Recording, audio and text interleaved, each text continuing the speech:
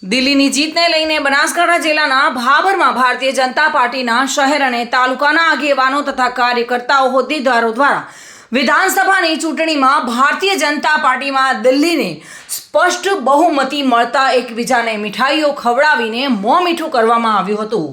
બાબરવાવ circle પાસે આતિશબાજી કરીને મીઠાઈ વહેંચી આ વિજય ઉત્સવ મનાવવામાં આવ્યો હતો।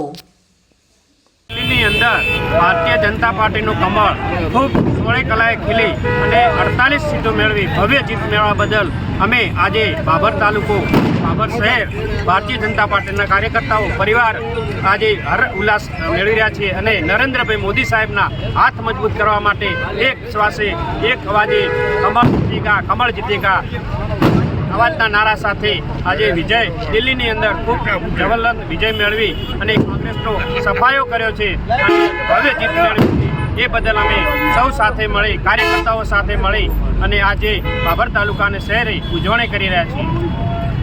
આપણા દેશની રાજધાનીની વિધાનસભાની ચૂંટણીઓમાં 70માંથી 48 સીટો મેળવી અને ભારતીય જનતા પાર્ટીએ સ્પષ્ટ બહુમતી મેળવી જંગી જીત મેળવી છે। એ પ્રસંગે આજે બાબર શહેર અને બાબર તાલુકાના કાર્યકરો દ્વારા અહીં જીતનું જશ્ન મનાવવામાં આવ્યો।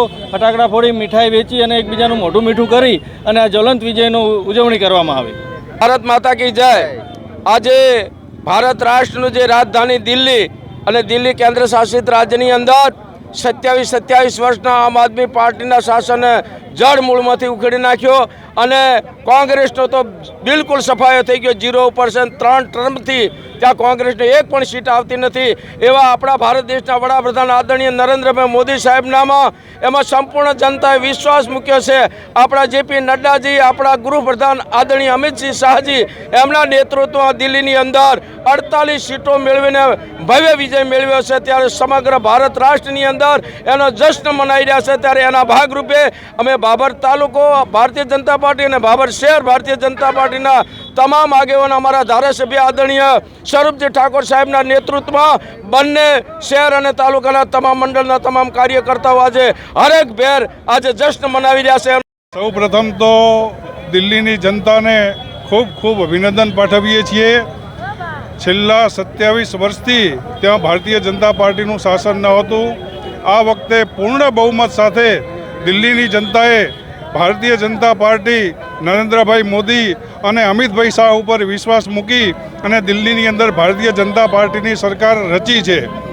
કેજરીવાલનો અંત અહંકાર ભ્રષ્ટાચાર દિલ્હીની જનતાએ કેજરીવાલના ભ્રષ્ટાચારને સ્વીકાર્યો નથી, કેજરીવાલના અહંકારને સ્વીકાર્યો નથી અને દિલ્હીની જનતાએ કોંગ્રેસના સુપડા સાફ કરી નાખ્યા છે। આના ઉપરથી એ સાબિત થાય છે કે જ્યારે ભ્રષ્ટાચાર થાય ત્યારે જનતા સહન કરતી નથી અને કેજરીવાલને જડ મૂળથી ઉખાડીને દિલ્હીની જનતાએ ફેંકી દીધા છે। કેજરીવાલ ખુદ હાર્યા, એમના મનીષ સિસોદિયા એ પણ હાર્યા। એમનો જે લીકરકાંડ હતો એને જનતાએ ઠુકરાઈ દીધો છે। સતીશ ચૌહાણ સાથે bureau report, today Gujarati news. આ સમાચાર આપને કેવા લાગ્યા?